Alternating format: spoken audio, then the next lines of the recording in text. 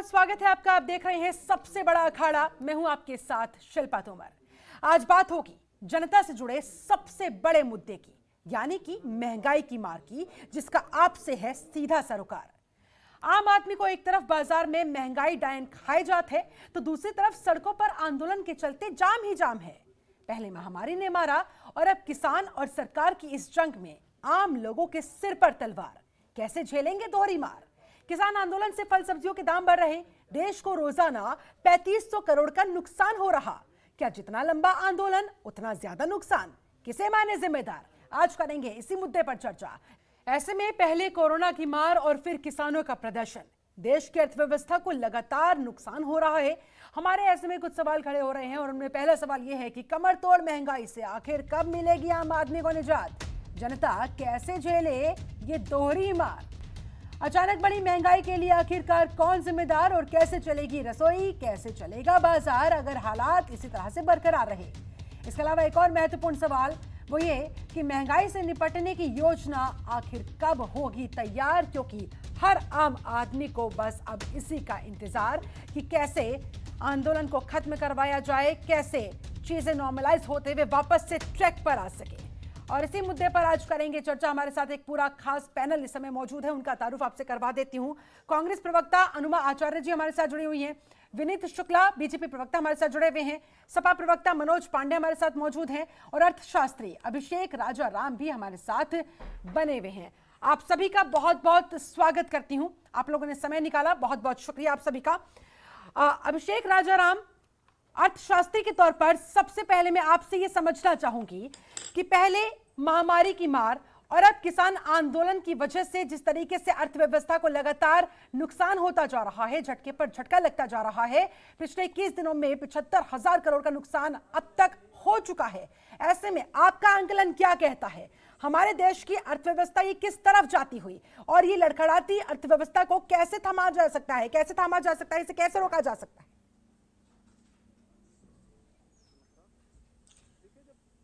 नमस्कार। 2019 को जब निर्मला सीतारमण जी ने बजट रखा तो उन्होंने बजट में कहा this budget is for decade, 10 साल के लिए मैं एक बजट दे रही हूँ, एक विजन दे रही हूँ। और उसमें हुआ क्या आप सब जानते हैं कि 10 दिन वो बजट नहीं चला, स्लो डाउन के हालात थे, बजट पूरी तरह उलट था और उनको आकर हर हफ्ते प्रेस कॉन्फ्रेंस करनी पड़ी और डिटेल सबमिट करनी पड़ी कि नए सेक्टर को इस तरह रिलीफ दे रही है। यहाँ तक कि कॉर्पोरेट टैक्स जीवन के सबसे निचले स्तर पर चले गए। हाँ।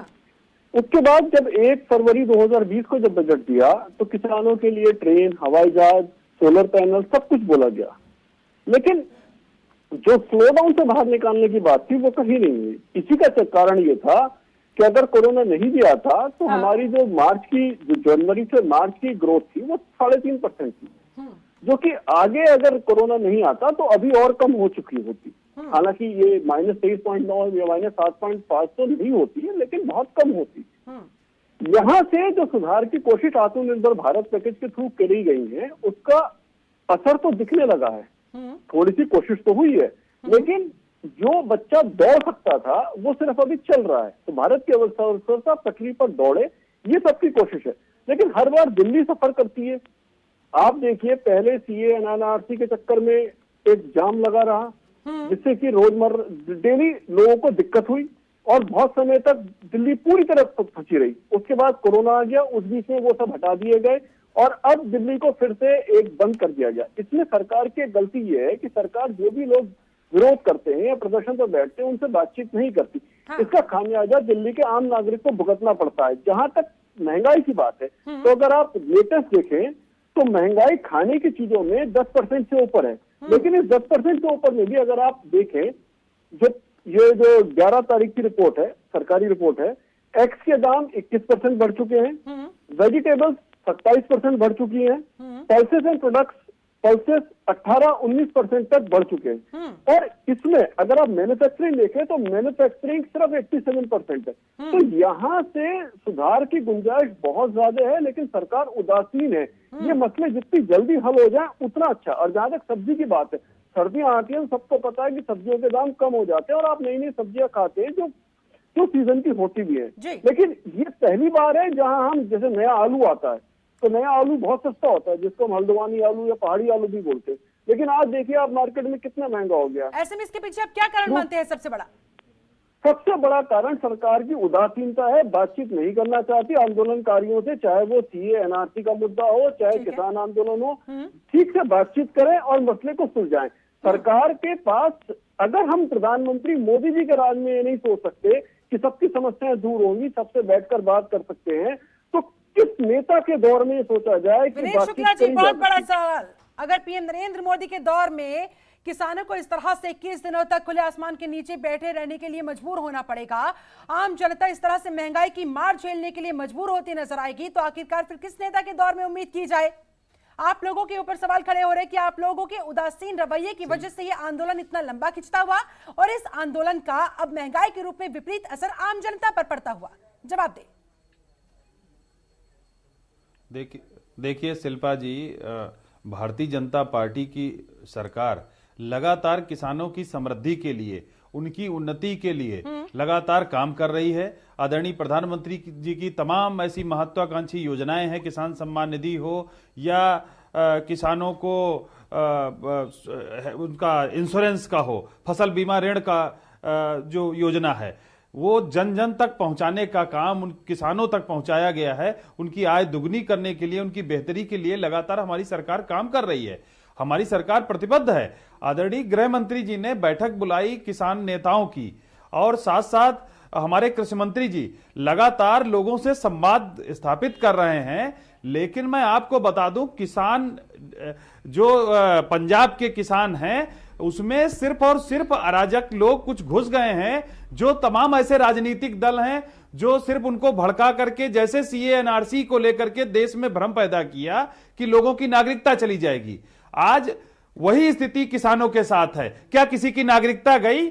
वही हाल इसमें है। जब एमएसपी के लिए सदन के अंदर माननीय कृषि मंत्री जी ने बोला, सभी ने आश्वासन दिया कि एमएसपी नहीं हटाई जाएगी।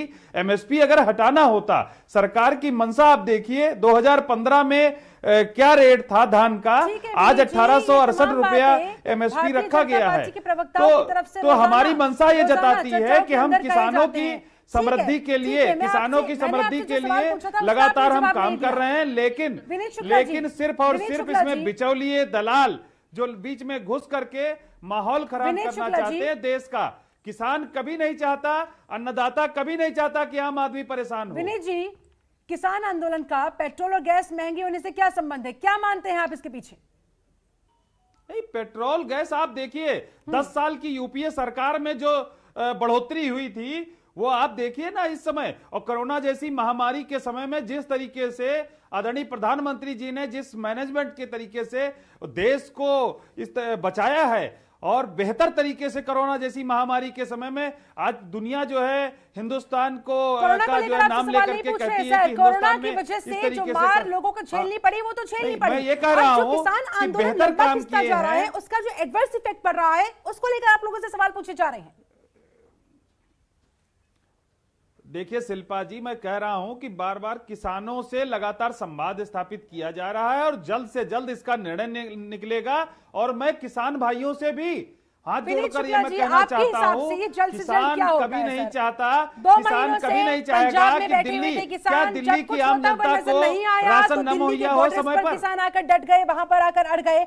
अब ऐसे में 21 दिनों से यहाँ पर किसान बैठे हुए हैं। बार बार बस मैं एक ही सीधा सा सवाल, सीधा आगे चर्चा को बढ़ाने से पहले आप बस मुझे इतना बता दीजिए, अगर सरकार इस आंदोलन का जल्द से जल्द समाधान निकाल लेती, मैं कुछ दिनों के अंदर बातचीत के जरिए किसी भी तरीके से किसानों को राजी कर लिया जाता, इस आंदोलन को खत्म करवा लिया जाता, तो महंगाई इस हद तक बढ़ती ही नहीं। देखिए, किसान समझ भी रहे हैं किसानों की बात, मैं कह रहा हूं किसान उसमें समझ रहे हैं। लेकिन जो कुछ अराजक लोग उसमें घुस गए हैं, कुछ राजनीतिक दल अपने राजनीतिक स्वार्थ के लिए घृणित राजनीति देश में करना चाहते हैं, उनको देश से कोई लगाव नहीं। मैं कह रहा हूं बार बार, कांग्रेस हो, ये सारे लोग बिचौलियों की दलाली करना चाहते हैं। कोई कांग्रेस के लोग, चाहे वो चाइना की दलाली करनी हो और चाहे ये बाहर के बिचौलियों की, तो भारतीय जनता पार्टी की सरकार ने बिचौलियों से मुक्ति दिलाई है उन किसानों को, और किसानों की समृद्धि के लिए लगातार काम कर रही है। एमएसपी बढ़ाने के लिए अगर हमारी सरकार प्रतिबद्ध न होती तो चर्चा MSP आगे बढ़ाते हैं। क्यों? अनुमा आचार्य जी हमारे साथ है, कांग्रेस प्रवक्ता जुड़ी हुई है। अनुमा जी, आपको क्या लगता है ये जो तमाम हालात इस समय हमारे सामने नजर आ रहे हैं, जो तमाम परिस्थिति हमारे सामने मौजूद है, ऐसे में अचानक बड़ी इस महंगाई के लिए आप लोगों को क्या लगता है कौन असल जिम्मेदार है? अनुमा जी से लगता है संपर्क कट गया है। यही सवाल मैं सपा प्रवक्ता से पूछना चाहूंगी। आवाज मिल पा रही है सर? तो जरा इसका जवाब दे दीजिए मनोज पांडे जी कि ये जो अचानक से महंगाई बढ़ गई है जिसकी वजह से आम जनता करहा रही है, आम जनता, आलू के दाम इतने बढ़ चुके हैं, सेब के दाम इतने बढ़ चुके हैं, पेट्रोल के दाम इतने बढ़ चुके हैं, सिलेंडर के दाम बढ़ते चले जा रहे हैं, कौन जिम्मेदार है? देखिए, एक तो मैं सबसे पहले आपके चैनल पर इस चीज पर बहुत आपत्ति अपनी व्यक्त करना चाहूंगा कि हमारे साथी, हमारे भाई भारतीय जनता पार्टी के प्रवक्ता ने कहा कि कुछ पंजाब के किसान और कुछ घुसपैठिए घुस आए हैं और अराजकता फैला रहे हैं।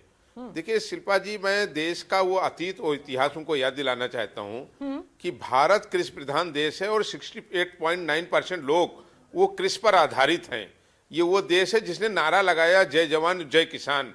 ये वो किसान है जिसने देश की आजादी के लिए खून बहाए हैं और ये वही पंजाब प्रांत है जहां बलिदानियों का जत्था निकला और सबसे ज्यादा बलिदान देश में अंग्रेजों के खिलाफ देने का काम किया, भारत माता की रक्षा करने का काम किया। तो उनको अगर कोई इस तरीके के शब्दों से भारत के किसानों को कहे तो मेरी ये आपत्ति है। नंबर 2, आपने जो सवाल किया है शिल्पा जी, देखिए आज नहीं। अभी हमारे अर्थशास्त्री कह रहे थे, शिल्पा जी, अगर आप देखें पांडे जी मैंने आप मेरी बात पूरी हो जाने दीजिए। देखिए, एक तो आप बीच में नहीं बोले, नो नो नो नो, नहीं, आप बीच में नहीं बोले, आप हमारी बात हो जाने दीजिए। दूसरे सवाल का जवाब देना चाह रहे हैं, जवाब देने दीजिए। मत पेश करिए विनीत जी, जब आपका नंबर आएगा तब आप काउंटर कर दीजिएगा। मैंने किसानों को नहीं कहा, किसान हमारा अन्नदाता है। ये मेरे नेचर में नहीं है, मैं किसी के उसमें बोलता नहीं हूँ और मैं ये आग्रह करूंगा। मनोज पांडे जी ने कुछ नहीं कहा था, प्लीज मैं रिक्वेस्ट करूंगी आपसे उनको अपना जवाब पूरा करने दीजिए, उसके बाद आप अपनी आपत्ति दर्ज करा सकते हैं। मनोज जी, जल्दी से जो दूसरा सवाल आपसे पूछा गया था उसका जवाब दे। देखिए शिल्पा जी, हाँ देखिए जल्दी नहीं, मैं आपसे 1 मिनट 2 मिनट में चाहूंगा। देखिए, मैं भी उत्तर प्रदेश जैसे बड़े राज्य का मैं कृषि मंत्री रहा हूं, कैबिनेट मंत्री रहा हूं और 2 बार मैं कैबिनेट में रहा हूं, आज भी विधायक हूं वर्तमान में। देखिए, जहां तक सवाल है देश की अर्थव्यवस्था का, ये जग विदित है कि जब कोविड-19 वैश्विक महामारी विश्व में नहीं आई थी और भारत में नहीं आई थी, उस समय ही देश की आर्थिक स्थिति और महंगाई बढ़ती चली गई थी। जहां तक डीजल पेट्रोल के दरों की बात आप करें तो अगर आप 12 महीने का पूरा चार्ट उठा लें, मैं दावे से कहता हूं हर तीसरे दिन पेट्रोल और डीजल के रेट बढ़े हैं, सब्जियों के रेट बढ़ गए हैं। मैं आपको एक छोटा सा उदाहरण दे दूं, मैं अपनी कॉन्स्टिट्यूंसी में भी था और एक बहुत गरीब आदमी ने, किसान ने, लघु सीमांत किसान है, उसने हमसे सवाल किया कि मंत्री जी, मैंने 5 किलो धान बेचा 45 रुपए में, 1 किलो आलू खरीदा मैंने और एक टाइम ही मैं खा पाया। आज देश में क्या स्थिति है, जीडीपी आपकी कहां जा रही है, देश की अर्थव्यवस्था कहां जा रही, गरीबी का प्रतिशत और बेरोजगारी का प्रतिशत अगर आप 3 महीने में देखें तो 7.2 की वृद्धि हुई है।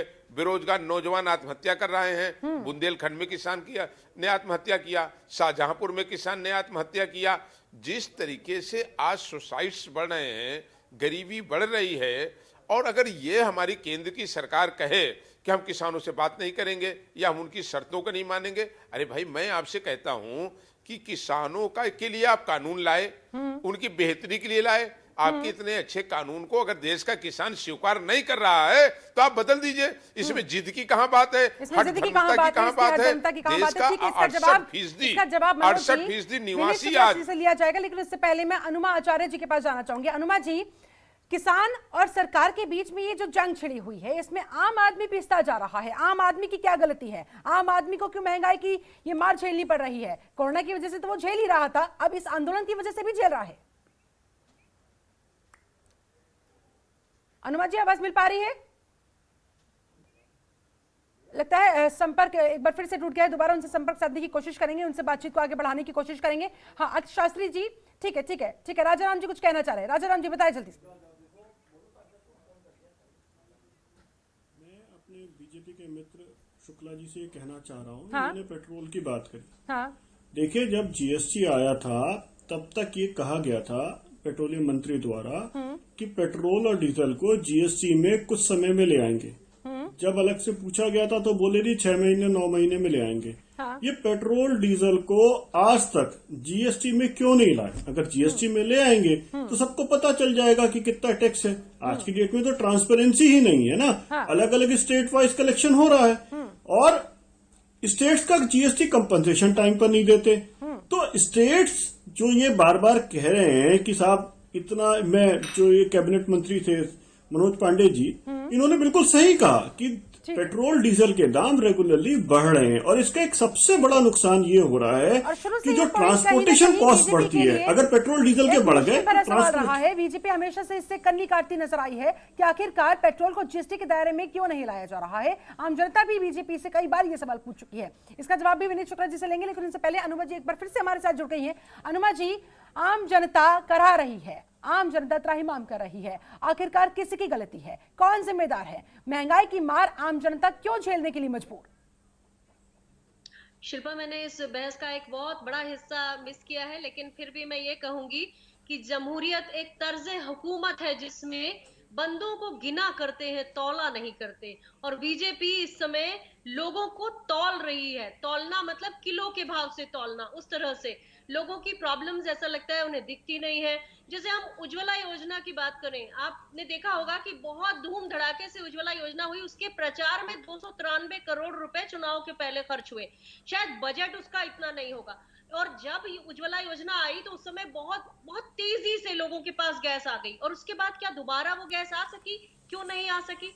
खरीदने की हैसियत नहीं है लोगों की, खरीद नहीं पा रहे हैं। और फिर जो महिलाएं हैं वो फिर उस जगह चली गई हैं जहां से उनको हमने बोला था कि उनकी आंखें फूटती हैं, इसलिए हमने उज्ज्वला लेकर आए हैं। एक तो ये बात है। दूसरे, हम देख रहे हैं कि जितना भी जो भी हम कंज्यूमर प्राइस इंडेक्स देख रहे हैं, हम होलसेल प्राइस इंडेक्स देख रहे हैं, उसमें लगातार कीमतें बढ़ रही हैं। और इन बढ़ती कीमतों पे बहस ना हो इसलिए विंटर सेशन नहीं होता है। दूसरा सेशन होता है तो उसमें वॉइस वोट से कुछ ऐसे प्रस्ताव पारित कर दिए जाते हैं, विपक्ष होता नहीं है। तो इस तरह से बीजेपी इस वक्त एक तरह की दबंगई कर रही है। उसका देश की जनता के प्रति बिल्कुल ऐसा लगता है जैसे कि किसी तरह का कोई जिम्मेदारी बीजेपी अपनी निभा नहीं रही है। तो महंगाई के पीछे सबसे बड़ा जिम्मेदार कौन? सबसे बड़ा जिम्मेदार सरकार। ठीक है, विनीत शुक्ला जी जवाब दे। और कहा जा रहा है, आप लोगों के ऊपर आरोप लग रहे हैं कि कहीं आपको इन सवालों के जवाब ना देने पड़े, इसलिए विंटर सेशन भी कैंसिल कर दिया गया है। यानी कि सरकार डरी हुई है कि आखिरकार जवाब दिया जाए तो कैसे दिया जाए, क्योंकि आंदोलन की योजना तो कोई आप निकाल नहीं पा रहे, कैसे आंदोलन को खत्म किया जाए। ऐसे में महंगाई से निपटने की योजना कब तैयार होगी, ये भी आप लोगों के सामने सवाल है। शिल्पा जी, काश इतना विपक्ष इस तरीके के सवाल अगर जनहित में करता। विपक्ष नदारत है। ऐसे लोग बात कर रहे हैं जिन्होंने किसानों पर गोलियां चलवाई थी इंदिरा जी के समय में। किसानों की बात करते हैं ये लोग हैं, महंगाई की बात करते हैं। की बात करें सबसे ज्यादा यूपीए सरकार में नहीं वर्तमान की बात कर रही हैं। आप कह रही गैस चूल्हा महिलाओं का, आप महिला होकर के आप महिलाओं को आप मजाक बना रही हैं। घर घर गैस चूल्हा पहुंचा है, शौचालय पहुंचा है, अंतिम पंक्ति में बैठे हुए व्यक्ति तक, उन गरीबों तक पहुंचा जिसको कांग्रेस ने गरीबी हटाओ का नारा दिया और गरीबों को हटा दिया। आज भारतीय जनता पार्टी ने उन गरीबों का दर्द सुना और उनकी पक्की छत उनको दिया, उनको गैस चूल्हा दिया, उनको शौचालय दिए। 10 करोड़ शौचालय अगर बनते हैं देश के अंदर तो उन गरीबों तक पहुंचते हैं जिनका हक कांग्रेस के लोगों ने खा लिया। लाखों करोड़ों के घोटाले किए। राजीव गांधी जी कहते थे 1 रुपया भेजता हूं 10 पैसा पहुंचता है। आज अगर 1 रुपया भेजा जाता है तो पूरा का पूरा 1 रुपया पहुंचता है आम आदमी तक, डायरेक्ट उनके खाते में पहुंचता है। उसमें कोई दलाली या बिचौलिया बीच में नहीं होता है। महंगाई से निपटने के लिए क्या आप लोगों के पास कोई योजना है? आम आदमी को आप कैसे आश्वासन देंगे? किसानों को तो हालांकि आप लोग दे नहीं पा रहे हैं, उन्हें तो मना नहीं पा रहे, लेकिन आम आदमी को कैसे बचाएंगे इस बढ़ती महंगाई से? शिल्पा जी, किसानों को भी आश्वासन नहीं, उनके साथ पूरा हमारी सरकार प्रतिबद्ध है उनकी उन्नति के लिए। उनसे लगातार संवाद हो रहा है और जल्द से जल्द उसका निर्णय निकलेगा। किसानों के साथ जो बीच में मैं कह रहा हूं, ऐसे लोग घुस गए हैं जो बिचौलियों का साथ दे रहे हैं, जो दलालों का साथ दे रहे हैं, जो दलालों का साथ दे रहे हैं। मैं कह रहा हूं शिल्पा जी सुनिए, फिर सुप्रीम कोर्ट को क्या बीच में क्यों आना पड़ा? क्यों आना पड़ा? सुप्रीम कोर्ट को शिल्पा आप जी मेरी लोगों बात से क्यों सुनिए। कहना पड़ा? अरे आप मेरी बात तो सुनिए।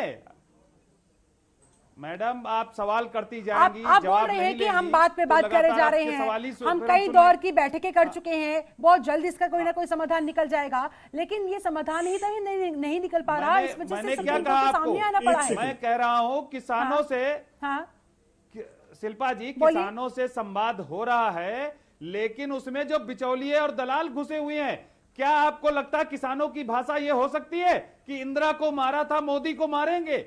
उसमें जब इस तरीके से अराजक लोग घुसे हुए हैं, आपने ये नारे नहीं सुने क्या? खालिस्तानियों के नारे नहीं सुने? खालिस्तान जिंदाबाद के नारे नहीं सुने क्या आपने? ऐसे लोग उसमें किसानों का नेतृत्व करेंगे क्या?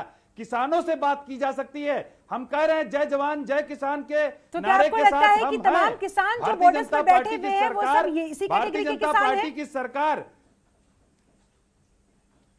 नहीं मैंने, आप पूरी सुन नहीं रही, या समझना नहीं चाहती आप पूरी बात। आप दूसरे अगर आप कह रहे हैं कि लोगों वहां की पर कांग्रेस की खालिस्तानियों के तरीके से आप लिए, प्रवक्ता की खालिस्तानियों तरीके से की बात करेंगी, एक सेकंड तो आप उनको विनीत हटा शुक्ला जी, दीजिए, आप मैं बात आप ही करिए। की बात पर आ रही हूँ। आपने अभी क्या कहा? आपने ये कहा कि वहां पर खालिस्तानियों को लेकर नारेबाजी हो रही है, ये किसानों की भाषा नहीं हो सकती है। ऐसे में अगर बिल्कुल। कुछ ऐसे लोग, कुछ ऐसे अराजक तत्व, कुछ ऐसे शरारती तत्व किसानों के बीच में है, तो ऐसे में कि जो बाकी के जो मासूम किसान हैं, जो वाकई में अपनी समस्याओं को लेकर वहां पर बैठे हुए हैं, क्या उनके आप लोग नहीं सोचेंगे? बिल्कुल, उन किसानों की सोची जाएगी, उनके साथ में है हमारी सरकार, और निश्चित ही समाधान उसका निकालेगी सरकार, कोई और नहीं निकालने वाला है। और अभी सपा के हमारे पूर्व मंत्री रहे हैं पांडे जी, उन्होंने कहा कि हम बड़ा किसानों की हमदर्दी करते, गरीब था वो आलू नहीं खरीद पाया। आपको याद होगा सपा सरकार में यूरिया के लिए लाठियां चलती थी किसानों के ऊपर, गन्ना किसानों का जो बकाया था वो छोड़ के ये लोग चले गए थे, सैफाई के नाच गाने में पैसा लुटा दिया था। आज भारतीय जनता पार्टी की सरकार बनी, आपकी तो गन्ना मेमोरी किसानों कमजोर का है। 1 लाख करोड़ रुपया, 1 लाख करोड़ रुपया उनको जो है अपनी बकाया मेमोरी उनका को अदा ठीक किया करिए। गया। आपको पता होना चाहिए पांडे जी। विनीत शुक्ला जी, बिल्कुल विपक्षों मेमोरी पर ठीक है। निशाना साधने की गन्ना बजाय अगर आप गन्ना किसानों के लिए, आम जनता के लिए गन्ना कुछ कर पाए तो वो ज्यादा बेहतर नहीं होगा क्या? सफाई के नाच गाने में नहीं लुटाया क्या आखिरकार आप लोगों कब ने? तक इस तरह से आरोप प्रत्यारोप का सिलसिला दर्शकों को देखना पड़ेगा, शिल्पा जी, जनता को देखना पड़ेगा।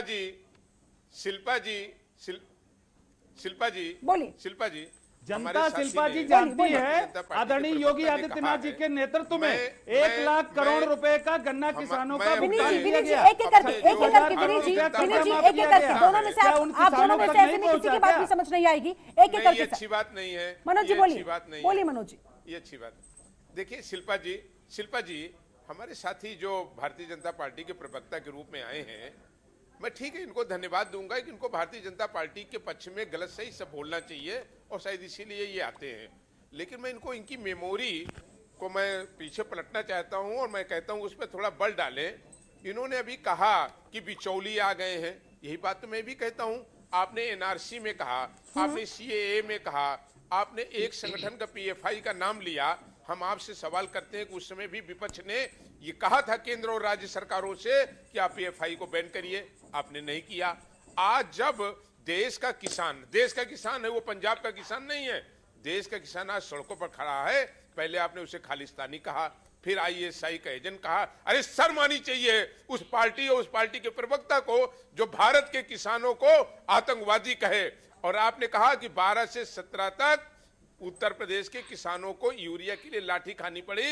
आप मेमोरी देख लीजिए, और देश के उत्तर प्रदेश के राज्य के किसी जिले में बता दीजिएगा जहां किसान को लाइन लगानी अब पड़ी ऐसे हो। में मैं ठीक है उत्तर मनोज जी, प्रदेश का मनोज जी कृषि ठीक है, आपकी मंत्री बात पूरी हुई। था, ऐसे में कहीं पर आम भी जनता किसान को कोई को मतलब एक नहीं बोरी के लिए होता, लाइन नहीं लगानी राजनीतिक पड़ी। बयानबाजियों से उनका कोई सरोकार नहीं होता। आम जनता को मतलब है तो अपनी रसोई से, अपने पेट्रोल से, अपने डेली जो उनका रूटीन होता है जिससे उनका सीधा सरोकार होता है, उन तमाम चीजों से उनको मतलब है, और वही उन्हें परेशान किए जा रही है। महंगाई लगातार बढ़ती चली जा रही है। ऐसे में आम जनता बस आप लोगों से यही जानना चाहती है कि आखिरकार बीजेपी केंद्र सरकार कब किसान आंदोलन का कोई समाधान निकालते हुए इस आंदोलन को खत्म करवाएगी, ताकि ये जो सारा जो सामान बाहर से सप्लाई होता है, फल होते हैं, सब्जियां होती हैं, उनका ये जो पूरा ट्रांसपोर्टेशन का जो अवरुद्ध जो इसमें पैदा आ चुकी है, अड़चन जो पैदा हो चुकी है, ऐसे में आखिरकार इसका समाधान कब निकलेगा और कब महंगाई से लोगों को निजात मिल पाएगी। विनीत शुक्ला जी बीजेपी की तरफ से हमारे साथ लगातार जुड़े हुए हैं। विनीत शुक्ला जी, जिस तरीके से महंगाई को लेकर आपसे सवाल किए गए, आपने कुछ ना कुछ जवाब दिया, गोलमोल किया, घुमाया फिराया, लेकिन असल मुद्दे पर बात नहीं की। अब मैं आपसे एक सीधा सा सवाल जानना चाहती हूँ कि आपकी पार्टी के ही सुब्रमण्यम स्वामी का एक ट्वीट अगर आपने पढ़ा हो, वैसे तो आप इसे इग्नोर करने की कोशिश करेंगे, लेकिन मैं आपको याद दिला देती हूँ, उन्होंने खुद कहा कि पेट्रोल के दाम जिस तरह से 90 रुपए प्रति लीटर हो गए हैं, वो सारे टैक्सेस वगैरह सब कुछ इंक्लूड करके मैक्स टू मैक्स 40 रुपए प्रति लीटर होना चाहिए। ऐसे में क्या महंगाई के नाम पर आप लोग जनता का शोषण कर रहे हैं? बड़ा सवाल है, जवाब दें। देखिए शिल्पा जी, आम जनता जानती है, मोदी सरकार में विश्वास करती है। अगर जनता विश्वास न करती है, मैं आपको उत्तर प्रदेश का ही उदाहरण देता हूं। मैं उत्तर प्रदेश में रहता हूं। अभी कुछ दिन पहले उपचुनाव था। जनता को विश्वास है कि बेहतरी के लिए उनके काम करती है, अंतिम पंक्ति में बैठे हुए व्यक्ति के उत्थान का काम करती है, उन तक जन जन तक सब सुविधाएं सरकार की पहुंचती, चाहे वो उत्तर प्रदेश सरकार की हो चाहे वो केंद्र सरकार की हो। उसमें कोई बिचौलिया नहीं है, कोई बीच का आदमी नहीं है। डायरेक्ट बेनिफिट डायरेक्ट उनके खाते तक पैसा पहुंचता है किसानों तक। तो ये मैं कह रहा हूं, तो इसलिए आम जनता ये जानती है कि महंगाई, मैं बार बार, हाँ ठीक है, मैंने आपकी बात सुन ली कि सुब्रमण्यम स्वामी जी ने, हमारे सांसद हैं, उन्होंने बात कही है। निश्चित ही देखिए, जो भी बात होती है तो उसको सरकार संज्ञान में लेती है और ध्यान भी रखती है। लेकिन ऐसा नहीं है कि यूपीए सरकार की महंगाई का दौर आप देख लीजिए और भारतीय जनता पार्टी की सरकार में आप देखिए, जो सुविधाएं और जो चीजें जो बढ़ रही हैं, उस पे अगर आप देखिए जो खर्चे हैं, आप देखिए खर्चे कम किए गए। तमाम ऐसे खर्चे अनाप शनाप थे यूपीए सरकार के समय में या स्टेट गवर्नमेंट में सपा शासन काल में। आज वो सारे खर्चे कम किए गए हैं आम जनता का ध्यान रखने के लिए ना। विनीत शुक्ला जी, आप मुझे ये बता सकते हैं कि जब अंतर्राष्ट्रीय स्तर पर पेट्रोल के दाम गिर रहे हैं, तो ऐसे में फिर यहाँ पेट्रोल के दाम क्यों बढ़ते जा रहे हैं? क्योंकि सीधी सीधी सी बात है, ट्रांसपोर्टेशन चार्जेस फिर ऑटोमेटिकली हाई हो जाते हैं पेट्रोल के दाम बढ़ते ही। जो आम जनता है उसकी जेब पर सीधा सीधा डाका डल जाता है। इसलिए तो आम जनता आप लोगों से सवाल करेगी, और जब ऊपर से आपके नेता ही ये पॉइंट उठाएंगे तो फिर क्यों ना सवाल हो। नहीं, बिल्कुल बिल्कुल, जनता के प्रति हम जवाबदेह हैं, क्योंकि हमारी सरकार है। जनता के प्रति हम जवाबदेह हैं और हमारी जिम्मेदारी है कि हम उन तक सुविधाएं पहुंचाएं। और जनता जानती है, मैंने कहा ना कि जनता विश्वास करती है। अगर जनता ये जानती ना होती कि मोदी सरकार ने जो बेहतरी के लिए उनके काम किया है, उन तक जो योजनाएं हैं लगातार पहुंच रही हैं, तो अगर उनको सुविधाएं मिल रही हैं, तो अगर कुछ खर्चे होते हैं तो उसमें आम जनता को कोई दिक्कत नहीं है। मैं बार बार कहता हूं, जनता तक सीधे बेनिफिट पहुंच रहा है। आज उन तक सारी सुविधाएं पहुंच रही हैं, कोई बिचौलिया बीच में नहीं है, कोई दलाल बीच में नहीं है। आज आप सोचिए, जो क्या आप गए आम लोगों से, आप लोगों ने बात की, पेट्रोल पंप पर जाइए, महंगे पेट्रोल की वजह से लोगों को कितनी परेशानियों का सामना करना पड़ता है। जनता के बीच में हमारा संगठन, सुनिए शिल्पा जी, आप लोग शायद न जाते हो इतना। बिल्कुल बिल्कुल, मैं कह रहा हूं शिल्पा जी, आप लोग चाहे इतना न पहुंचते हो जितना कि हमारा संगठन, हमारे सरकार के लोग लगातार आम जनता के बीच रहते हैं, लगातार काम करते हैं। उन तक मैं कह रहा हूं बार बार कि उन तक योजनाएं पहुंचाते हैं। सरकार की तमाम ऐसी योजनाएं हैं जो गरीब कल्याण के लिए हैं, उन तक पहुंचाई जाती हैं। गरीब बच्चियों की शादी कराना हो, गरीबों तक आवास पहुंचाना हो, गैस सिलेंडर पहुंचाना हो, शौचालय पहुंचाना हो, आवास पहुंचाना हो, तो ये सारी सुविधाएं दी जा रही कि नहीं दी जा रही हैं? एक ही सवाल पूछ रही है शिल्पा जी। घर की महिला ये जानना चाहती है कि इतने महंगे सिलेंडर से आखिरकार वो अपनी रसोई कैसे चलाए, और एक घर का पुरुष ये जानना चाहता है इतने महंगे पेट्रोल से आखिरकार वो अपना बजट बनाए तो कैसे बनाए। देखिए शिल्पा जी, आम आदमी को 12 सिलेंडर साल में मिलते हैं, उन पर सब्सिडी मिलती है। कहीं से भी आप देखिए, जो गैसों की मारामारी होती थी, आज गैस सिलेंडर जो है आप इधर बुक करिए, उधर आपके दरवाजे पर खड़ा है। ये सारी सुविधाएं बढ़ी हैं। बिजली की उपलब्धता देखिए, पहले क्या था, 2017 से पहले उत्तर प्रदेश में बिजली देखने को नहीं मिलती थी 4 जिलों के सिवा। आज पूरे प्रदेश के अंदर, शहरों में 24 घंटे बिजली, गांव में 20 घंटे बिजली मिल रही है, बिना भेदभाव के मिल रही है। समझा सके तो पेट्रोल के दाम इतने ऊंचे क्यों होते जा रहे हैं, इसके पीछे आपको क्या कारण नजर आता है, और कितना वाजिब ये लगता है आपको अंतर्राष्ट्रीय स्तर पर पेट्रोल के दाम जो है, और इस समय हिंदुस्तान के अंदर लोगों को जो उपलब्ध हो पा रहा है, और ऊपर से सिलेंडर के दाम तो बढ़ते जा रहे हैं। आप अगर इसको समझा पाए। देखिए, होता यह है कि जो एक्साइज ड्यूटी और वैट है, वैट स्टेट के पास जाता है और जब अभी कुछ समय पहले जब नेगेटिव में चले गए थे क्रूड ऑयल के प्राइसेस, तो सरकार ने एक्साइज ड्यूटी बढ़ा दी और कहा कि ये बेनिफिट है जिससे कंट्रोल हो जाएंगे। इसकी वजह से हो ये रहा है कि पेट्रोल के दाम बढ़े। अब मेरे 3 सवाल हैं जो मैं दिलीप जी, विनीत शुक्ला जी, मेरी आवाज पहुंच रही है आप तक? बिल्कुल बिल्कुल पहुंच रही है। हाँ, मेरी आवाज पहुंच रही है। मेरे 3 सवाल हैं। हाँ, मेरा पहला सवाल यह है, तीनों सवाल सुन लेना सर। आपको मिनिस्ट्री ऑफ स्टैटिक्स की रिपोर्ट और C&AG की रिपोर्ट पे भरोसा है? विनीत जी बोले। बिल्कुल बिल्कुल, क्यों नहीं? हाँ या ना? ठीक है जी बिल्कुल जी है, बिल्कुल है। चलिए अब इन पर बात कर लेते हैं।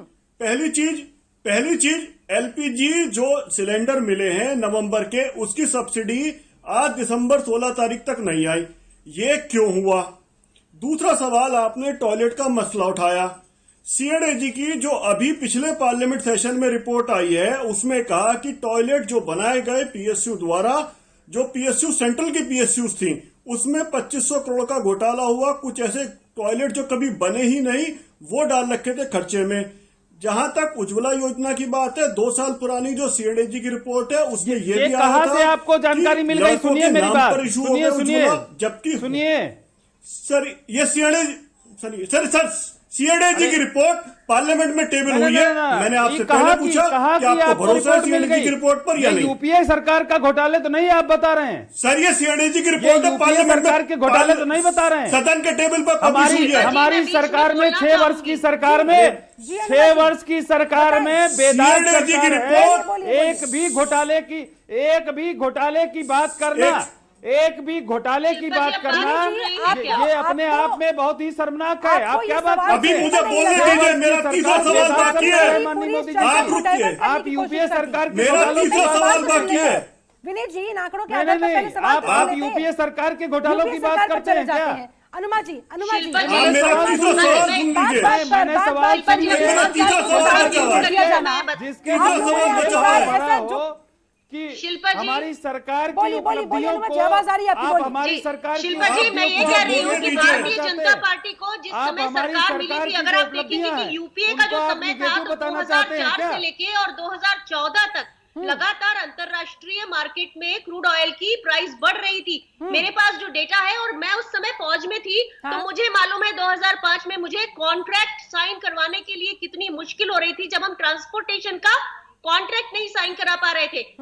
तो उस समय जो क्रूड ऑयल की कॉस्ट थी ग्लोबली, वो बहुत बहुत ज्यादा थी। जैसे 2004 से बढ़ना शुरू हुई, $50 प्रति बैरल से शुरू हुई, और फिर वो 2014 में वो लगभग 105, 106 तक पहुंची, $107 तक पहुंची, 147 तक भी पहुंची। और जैसे ही बीजेपी आई है, एनडीए की जो सरकार थी, उसमें क्रूड ऑयल की प्राइस कम होना शुरू हो गई। इतना माकूल माहौल मिला इनको, लेकिन इनका प्रॉब्लम सिर्फ ये है कि इम्प्लीमेंटेशन नहीं आता। आप कोई स्कीम ले लीजिए, इतने करोड़ टॉयलेट्स की बात है जो रिपोर्ट बताई जा रही है, उसके हिसाब से सच में टॉयलेट्स ऑपरेशनल नहीं है। देखिए, राहुल गांधी के ऊपर चर्चा नहीं हो रही है, जो चर्चा हो रही है अशिष्टता मत करिए, अशिष्टता मत करिए। सुनिए मेरी बात करने दीजिए, क्योंकि आप इतनी देर से बोल रहे थे, मैंने कुछ नहीं बोला। आपकी आदतें ही खराब है। भाई आप सुनिए मेरी बात। शिल्पा जी, मैं आपसे नहीं कर रही हूँ। शिल्पा जी, मेरी बात रिमोट से चलने वाली सरकार, यूपीए सरकार जो रिमोट से चलती थी, अब क्या उनसे ये हमें किसी सीखना किसान पड़ेगा क्या? आंदोलन में गए हैं? मैं गाजीपुर बॉर्डर में खुद गई हूँ। वहां पर मैंने देखा कि जो किसान है वो ठंड में कड़कड़ा रहे हैं। एक एक किसान जो है वो अपने आप में नेता है, वो अपनी बात कह सकता है। और बीच में हमने सबने देखा कि बीजेपी ने षड्यंत्र रखे, 1-2 बीजेपी के नेता किसानों के बीच में आके हंगामा करने लगे, उनको पुलिस ने पीटा। तो ये जो गलत गलत बातें करते हैं, हमेशा तोहमत लगाते हैं, षड्यंत्र करते हैं, बहुत शर्म की बात है। और मैं ये पूछना चाहती हूँ कि बीजेपी की जो नेत्रियां हैं वो कहाँ हैं, जो चूड़ियां भेजा करती थी? अब तो घूंघट, अब तो उनको चुनरी और बिंदी भी भेजने को कहिए, जो हालत कर दी है देश की। अब तो चुनरी और देश में अगर सबसे ज्यादा षड्यंत्रकारी अगर किसी की सरकार रही है तो कांग्रेस। शुक्ला जी हैं, यूपीए घोटाले का जिक्र आपने किया। अरे जब आपसे जनता से जुड़ा सवाल पूछा जाता है तो उन्हीं से जुड़ा हुआ जवाब दीजिए ना। आखिरकार घूम फिरकर कांग्रेस पर क्यों चले जाते हैं? कांग्रेस ने जो किया था, उसका हश्र कांग्रेस कांग्रेस पर भी भुगत आइए। रही है। कम से कम अब आप लोगों की जनता के प्रति जो जवाबदेही बनती है, जनता सिर्फ इतना पूछना चाहती है कि पेट्रोल डीजल के दाम, ऊपर से गैस सिलेंडर के दाम, जिनसे उनका सीधा सरोकार होता है, डेली का उनका लेना देना होता है, ये क्यों बढ़ते जा रही है? और क्या आपके पास कोई योजना है निकट भविष्य में कि उन्हें थोड़ी राहत मिल जाए? बस लोग आपसे ये जानना चाहते हैं, कांग्रेस ने क्या किया, क्या नहीं किया, वो छोड़ दीजिए। जी बिल्कुल बिल्कुल शिल्पा जी मेरे बोलिए, सिर्फ जुमले। बोलिए। शिल्पा जी देखिए, अरे भाई जो आप शांत रहिए थोड़ा सा। यूपीए अनुमा जी सरकार सुन नहीं लीजिए। है, यूपीए सरकार जो अनुमा जी रिमोट सुन से लीजिए। चलती थी। अनुमा जी सुन आपकी लीजिए। सरकार मैं नहीं आपने भी अगर सवाल रिमोट से किया है तो जरा चलती उसकी थी। सुनने की भारतीय जनता सुनने पार्टी की हिम्मत भी सरकार, रखिए। सुन अनुमा जी लीजिए, लीजिए। माननीय मोदी जी का जैसा दृढ़ नेतृत्व और कुशल नेतृत्व आदरणीय प्रधानमंत्री जी का हमारे है, वो बेहतर काम कर रहे हैं। देश की जनता 135 करोड़ जनता ये जानती है कि देश का प्रधानमंत्री ईमानदार है, जिस तरीके से काम कर रहे हैं। अगर आप अर्थशास्त्री हो या कोई भी हो, इस तरीके की घोटालों की बात करके आपको यूपीए के सपने आते होंगे। जो हमारे अर्थशास्त्री हैं उनको यहाँ घोटाले कैसे नजर आ गए? सिर्फ और सिर्फ मोदी सरकार में आपको कमी नजर आ देखिए, रही है। पार्लियामेंट में पब्लिश हुई है रिपोर्ट, सदन के पटल पर रखी गई है, क्या बात कर रहे हैं आप? नहीं हमारी सरकार के ऊपर। उज्ज्वला 6 वर्ष की सरकार, एक भी दाग नहीं है हमारी सरकार के ऊपर। जो आम आप जनता क्या के बात सामने करते हैं? समस्या है, जो किसानों के सामने समस्या है, कम से कम उससे तो आप आंखें नहीं मूंद सकते ना। आप महंगाई से निपटने की योजना बस बता मैं दीजिए। कह रहा हूं, कि मेरा लोगों को तीसरा नुकसान सवाल नहीं किसानों पर है, 1 मिनट दे दीजिए मेरे को, बस 1 मिनट दे दीजिए शिल्पा जी, बस एक आखिरी सवाल पूछना इनसे। राम जी आ रही है। शिल्पा जी बस 1 मिनट दिलवा दीजिए। होता तो एमएसपी बढ़ाते क्यों? हमारी सरकार की मंशा है किसानों की आय दुगनी करने की, हाँ। और वो लगातार उसकी बेहतरी के लिए काम कर रही है। और एमएसपी कहीं नहीं समाप्त किया गया, जो कि भ्रम एक विपक्ष फैला रहा है। मैं बार बार कह रहा हूं, जैसे नागरिकता को लेकर भ्रम फैलाया, वैसे ही किसानों के बीच में ये भ्रम डाला जा रहा है। लेकिन मैं कह रहा हूं, हम किसानों से बात कर रहे हैं और जल्द से जल्द उनका निर्णय निकलेगा। शिल्पा जी 1 मिनट दिलवा दीजिए और बस। अराजक तत्वों को कौन मौका दे रहा है? शिल्पा जी, 21 दिन किसानों हो गए सर, किसानों ये से छोटा बात नहीं चल होता, रही है, 3 हफ्ते हो किसानों चुके से हैं। बात हो सकती है, लेकिन उसमें जो बिचौलिए हैं, दलालों से बात नहीं हो सकती। आप लोगों की अब तक जिन जिन लोगों से बात हुई है, जिन जिन नेताओं से बात हुई है, क्या वो सभी बिचौलिया थे? क्या वो सभी दलाल थे? ऐसा तो संभव नहीं हो सकता ना। जितने भी किसान, मेरी बात सुनिए, जितने किसान नेता हैं उन सब से संवाद हो रहा है और वो बात भी मान रहे हैं। उन्होंने बात समझी भी है। जो संशोधन की बात थी, वो सारे संशोधन करने के लिए सरकार तैयार है। इसके बावजूद कांग्रेस समर्थित जो तमाम लोग ऐसे दल हैं जो मिल करके सिर्फ और सिर्फ वहां पर उनको कह रहे हैं किसान बिल आप वापस लेने की बात करते हैं, किसान बिल वापस लेने की बात करते हैं। 1 मिनट दे दीजिए शिल्पा जी, बस एक सवाल और। स्टैंडिंग कमेटी में मुलायम सिंह यादव ने इसका समर्थन किया था। शुक्ला जी, आज वही शुक्ला जी, सपा के लोग उसका विरोध कर रहे हैं। सुनिए, उनका सुनिए। बेटा वहां धरने पर बैठ रहा है। सुनिए विनीत जी, आपके लिए एक सवाल है, आप जरा उसका जवाब अगर दे दें। राजाराम जी जल्दी से पूछिए। आखिर आप जरा जी, लास्ट एक छोटा सा सवाल ये है कि ministry of statistics and implementation की एक रिपोर्ट है जो हर महीने आती है, जिसके हिसाब से ट्रैक्टर और ट्रॉलीज, जो ट्रैक्टर के पीछे ट्रॉली रखती है, उसका मैन्युफैक्चरिंग सितंबर में 48% कम हुआ, और जो अभी 11 दिसंबर की रिपोर्ट है वो कहती है नवंबर में ये 39.9% कम हुआ, यानी ऑलमोस्ट 40%। तो अगर सितंबर में प्रोडक्शन 48% कम हो गया ट्रैक्टर और ट्रॉलीज का, और ये 40% कम हो गया, तो क्या ये माना जाए कि किसान की आय बहुत ज्यादा हो गई इसलिए वो ट्रैक्टर ट्रॉली अब खरीद नहीं रहा, या उसके पास पैसा नहीं रहा इसलिए वो अब मैन्युफैक्चरिंग कम होती जा रही है? ये सवाल है मेरा। विनीत जी देखिए, मैं कह रहा हूं शिल्पा जी, इसमें कोरोना की ये महामारी है, इसमें इसकी वजह से हो सकता है, मैंने कोई आंकड़ा इसका देखा नहीं है। अर्थशास्त्री जी तो अपने हिसाब से कर रहे हैं, सब्सिडी भी वापस नहीं आ रही है, 2500 करोड़ का घोटाला भी हो गया है। तो मैं अभी इनकी बात को मैंने अभी कोई आंकड़ा नहीं देखा। वो रिपोर्ट सदन में रखी गई है, वो रिपोर्ट सदन में रखी गई है। सरकार है, आपने पार्लियामेंट सीएनएजी की रिपोर्ट सदन में रखी गई है। मैंने अभी जी मैं कह रहा हूं, अभी मैंने कुछ ऐसा देखा नहीं है। आपने तो सब्सिडी को भी कह दिया कि सब्सिडी वापस नहीं आ रही है, सारी सब्सिडी सबके खाते में आ रही है। जो आम आदमी मनोज आम पांडे आदमी जी, के खाते में किसान सब्सिडी आंदोलन की वापस वजह आ से रही है, आप क्या कह रहे हैं मौजूदा सब्सिडी स्थितियां नहीं आ हैं? रही है, सबके सामने आप कह रहे हैं कि आम आदमी आप कह रहे हैं महंगाई कि से जो है परेशान किसान है, ट्रैक्टर नहीं सबके खरीद सामने पा रहा है, ऐसे में आप कह रहे जरा हैं ये ट्रॉली बताएं। नहीं खरीद पा रहा ठीक है, विनीत जी, आपकी बात किसान पूरी हो गई है। ठीक है विनीत जी, शिल्पा आगे जी, बढ़ते आगे शिल्पा बढ़ते। जी, मनोज जी, इन्हें मेरा चुप पहले सवाल कराइए। सुन लीजिए। मनोज जी, मेरा आपसे शिल्पा ये जी, सवाल इन्हें है चुप कराइए। कि किसानों का आप लोग समर्थन कर रहे हैं, बहुत अच्छी बात है। भारत बंद के दौरान हमने देखा कि किस तरीके से आप लोगों ने जबरदस्त प्रदर्शन किया। आप लोगों ने कई रेलवे ट्रैक्स पर प्रदर्शन करते हुए ट्रेनों को वहां पर आने जाने से रोका। ऐसे में भारतीय रेलवे को क्या आप लोगों को पता है कितना जबरदस्त नुकसान इसकी वजह से हुआ है? कितने ट्रेनों को रद्द कर देना पड़ा है, कितने ट्रेनों के रूट्स को डाइवर्ट कर देना पड़ा है। ऐसे में क्या कहीं ना कहीं आम जनता की इस महंगाई के पीछे, जो आम जनता को जिसकी मार झेलनी पड़ रही है, क्या आप लोग भी जिम्मेदार नहीं है? ये भारतीय रेलवे की तरफ से शिल्पा कहा जी, गया बकायदा। सरकार जनादेश से बनती है। शिल्पा जी देखिए, सरकार जनादेश से बनती है, जन भावनाओं से बनती है।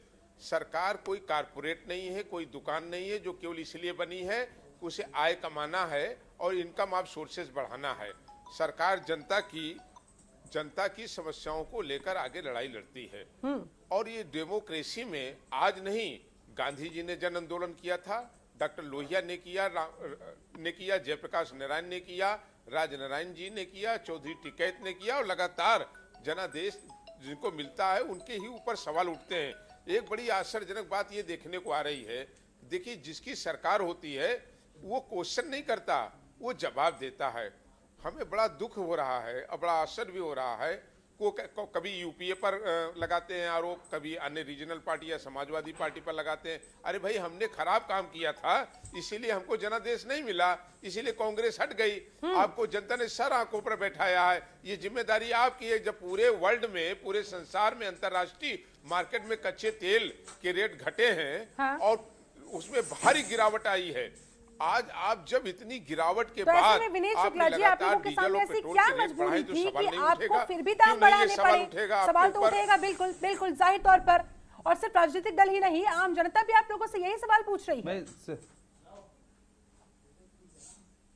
मैं कह रहा हूं शिल्पा जी, आम जनता के हितों का ध्यान अगर सरकार न रख रही होती, मैं मनोज जी से बस इतना ही पूछना चाहूंगा, इसी किसान बिल का समर्थन स्टैंडिंग कमेटी में मुलायम सिंह जी ने किया था और उसी के विरुद्ध उनके बेटे धरने पर बैठ जाते हैं, तो क्या ये जायज है? ये दोहरा चरित्र समाजवादी पार्टी का नहीं है? नहीं किया था। आपको शायद नहीं पता है, आप नहीं ध्यान देते ना। अरे आप तो माननीय कृषि मंत्री रह चुके हैं, आप तो कृषि मंत्री रह चुके हैं। मैं ईश्वर से प्रार्थना करता हूं। आपने तभी सीएजी की रिपोर्ट को नकारा है, आपने सीएजी की रिपोर्ट को नकारा है। आप इसको कृपया करके उसमें टिप्पणी पढ़ लीजिए। मैंने नकारा नहीं है। मुलायम सिंह यादव जी ने टिप्पणी की है उसमें। मैंने उसमें कहा आपसे, कुछ टिप्पणी को पढ़िए। 34 नंबर बिंदु पर है, माननीय मुलायम सिंह यादव जी ने कहा इस पर खूब विचार विमर्श होना चाहिए, इसका अध्ययन होना चाहिए। ज्यादा समय है नहीं, कई बार सोच करके निर्णय मनोज लेना पांडे जी, चाहिए ठीक है, कि आपकी क्या बात पूरी किसानों हुई। के हित में है। अनुमाचार्य, जी, जनता की जी। आखिर कौन सुनेगा? जनता अब आखिर किसके पास जाए? जनता किससे उम्मीद लगाए? एक तो पहले ही किसान आंदोलन की वजह से, ऊपर से कोरोना की जो मार वो लगातार झेलते आ रहे थे उसकी वजह से, और ऊपर से अब लोगों को सिर्फ बयानबाजियां ही सुनने को मिल रही है, तो जाहिर तौर पर लोगों का विश्वास फिर टूटता है। क्या लगता है आपको? जल्दी से फाइनल कमेंट, आखिरी सवाल आपसे। शिल्पा जी, जो मैंने आपसे पहले भी कहा था कि जमहूरियत में ना लोगों को लोग समझना होता है, उनको किलो के भाव से नहीं तोलना होता। और मैं देख रही हूँ और आप भी देख रही हैं कि यहाँ पर जितने भी लोग, हम बाकी लोग हैं जो कि कांग्रेस ने समझा, बीजेपी के प्रवक्ता, जो कि कांग्रेस ने समझा, प्रवक्ता क्या है, ना केवल वो बिना तथ्यों की बात कर रहे हैं, ना उन्होंने कंट्रोलर एंड ऑडिटर जनरल की रिपोर्ट पढ़ी, ना उनको ये पता है कि पेट्रोल के दाम, क्रूड ऑयल के दाम कम हो गए। उनको तो ये भी नहीं पता होगा कि दालों के दाम 12% बढ़ गए, सब्जियों के दाम 36% बढ़ गए, आलू के दाम 107% बढ़ गए। शायद वो घर में उनके खाना नहीं बनता होगा, हीरे मोती खाते होंगे। तो मेरा सिर्फ ये कहना है, जनता में है तो जनता के साथ नाइंसाफी मत करिए। ठीक है मनोज पांडे जी, आपका लास्ट कमेंट, आपका फाइनल कमेंट जल्दी। ये आम आदमी की सरकार है, ये आम जन की सरकार है, ये राजकुमारों की सरकार नहीं है। राजकुमारों की सरकार, राजकुमारों की सरकार 2014 तक थी। शिल्पा जी, मैं केवल इतना ही कहना चाहता हूँ, पूरा देश आज किसानों के साथ खड़ा हुआ है। सरकार को अपनी हठधर्मिता, अपनी जीत और इसको प्रतिष्ठा का प्रश्न नहीं बनाना चाहिए। और जब आज किसान इस सर्दी में राजाराम जी, आपका फाइनल खड़ा कमेंट है, सरकार को तीनों कृषि राजाराम। बिल वापस करने चाहिए, किसानों की बात माननी चाहिए। देखिए, जिस व्यक्ति को आप अच्छी देखिए, योजना दे रहे हैं उसे आम स्वीकार जनता- नहीं है तो आप उसे वापस कर लीजिए। हर धर्मता न अब करिए, देखिए जिद न इनकी करिए, राय इसमें देखिए, अहंकार मत पाइए। संशोधन की बात नहीं करते हैं, ये किसान बिल वापस करने की बात करते हैं। देखिए बात ये है कि शिल्पा जी, आम मैं कह जनता रहा हूं इस किसान महंगाई बिल के दौर में पिस रही है, उसकी नौकरियां चली गई हैं, उसकी तनख्वाहें कम हो गई हैं और ऐसे गलत समय पर कोड ऑफ वेज बिल को इम्प्लीमेंट करके 1 अप्रैल 2021 से नौकरी पेशा आदमी की तनख्वाहें और कम हो जाएंगी। ऐसे में 1 अप्रैल 2021 से आम आदमी के लिए ठीक है जीवन और मुश्किल विनीत जी, होने वाला है। आखिर में बस जनता के नाम एक संदेश दे दीजिए कि आखिरकार उन्हें कब निजात मिलने जा रही है, कब राहत मिलने जा रही है। 10 सेकंड आपके पास, आखिरी सवाल। देखिए शिल्पा जी, आदरणीय प्रधानमंत्री जी लगातार देश की जनता के बीच में मैं कह रहा हूं संवाद भी स्थापित करते हैं, किसानों से भी संवाद लगातार चल रहा है और जल्द से जल्द उनका निर्णय निकलेगा।